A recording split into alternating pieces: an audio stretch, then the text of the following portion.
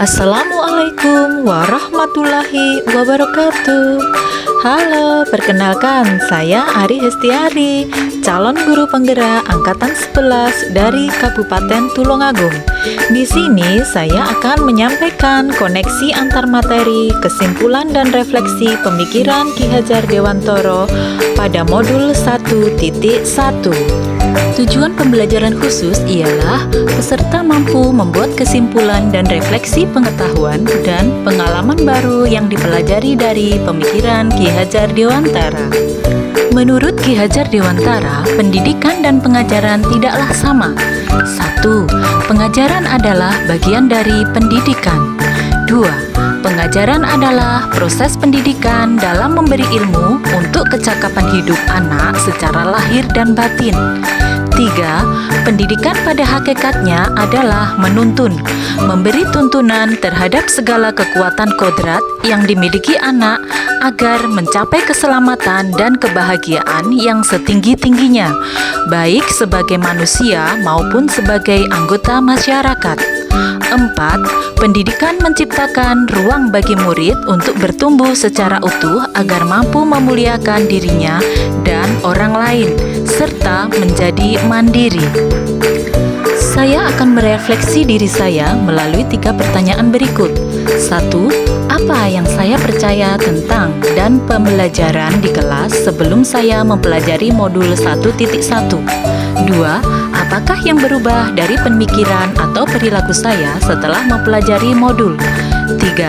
Apa yang dapat segera saya terapkan lebih baik agar kelas saya mencerminkan pemikiran Ki Hajar Dewantara? Saya percaya tentang murid dan pembelajaran di kelas sebelum saya mempelajari modul 1.1, bahwa guru mendominasi atau teacher center. Dalam pembelajaran, saya hanya berceramah dan siswa hanya duduk mendengarkan. Kedua, pembelajaran hanya terfokus pada ketercapaian materi dan KKM atau mengutamakan aspek kognitif anak saja. Padahal, ini saya sering lupa bahwa pendidik bukan hanya soal mentransfer ilmu saja, tetapi sejatinya ada aspek yang lain yang harus diperhatikan dalam belajar. Ketiga, guru kurang memahami karakteristik peserta didik.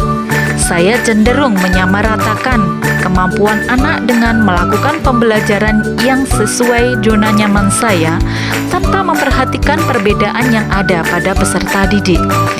Keempat, siswa pasif dan motivasi belajar rendah.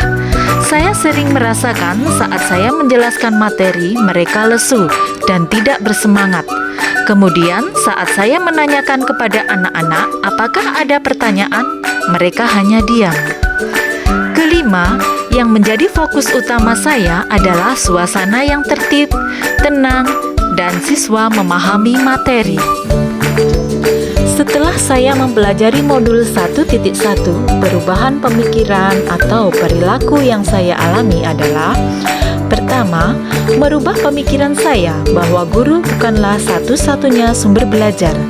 Hal apapun yang ada di sekitar dapat digunakan sebagai sumber belajar. Anak bebas memilih sumber belajar, dan dari mana mereka mendapat sumber belajar untuk mereka belajar. Tugas guru adalah menuntun dan mengarahkan mana yang baik dan mana yang tidak baik, sehingga pembelajaran berpusat pada peserta didik. Dengan aktivitas pembelajaran yang berpusat pada peserta didik akan mendorong siswa menjadi lebih aktif, karena siswa terlibat dalam proses pembelajaran, sehingga mereka dapat mengkonstruksikan pengetahuannya. Ketiga, lebih menghargai karakteristik siswa. Mereka terlahir berbeda, setiap individu memiliki keunikannya masing-masing. Saya sadar, dengan adanya perbedaan ini akan menjadikan pembelajaran lebih berwarna, sehingga sebagai seorang pamong, saya harus menuntun anak sesuai dengan kodratnya. Adapun perubahan perilaku yang saya alami adalah 1. Mengemas pembelajaran yang lebih menarik, bervariatif, dan menyenangkan.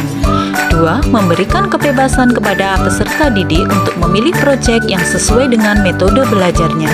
3. Menghargai dan mencermati perbedaan model belajar peserta didik.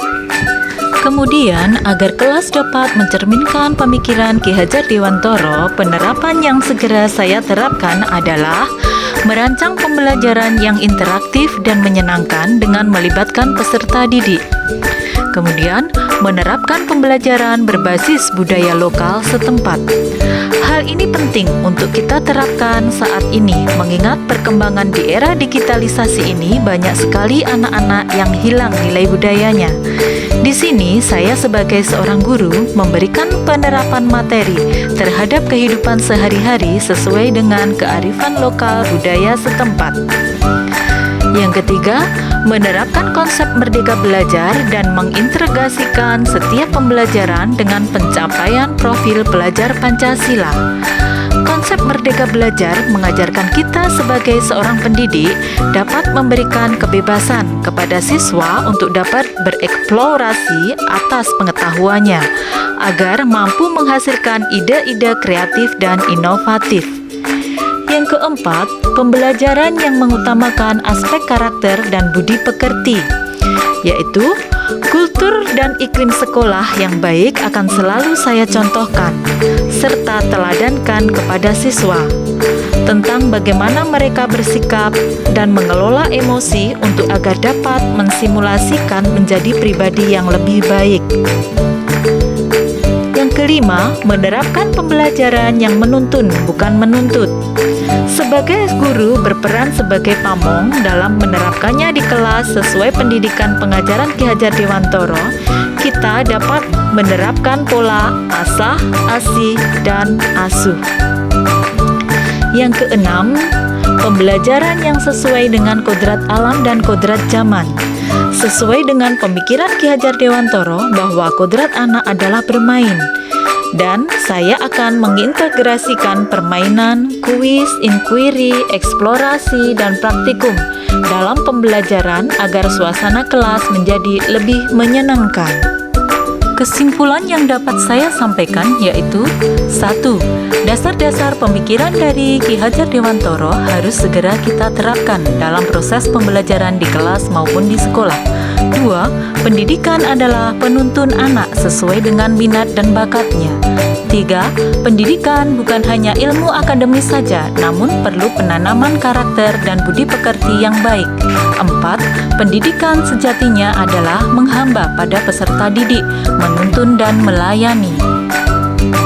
Demikian koneksi antar materi, kesimpulan dan refleksi pemikiran Ki Hajar Dewantara modul 1.1. Wassalamualaikum warahmatullahi wabarakatuh.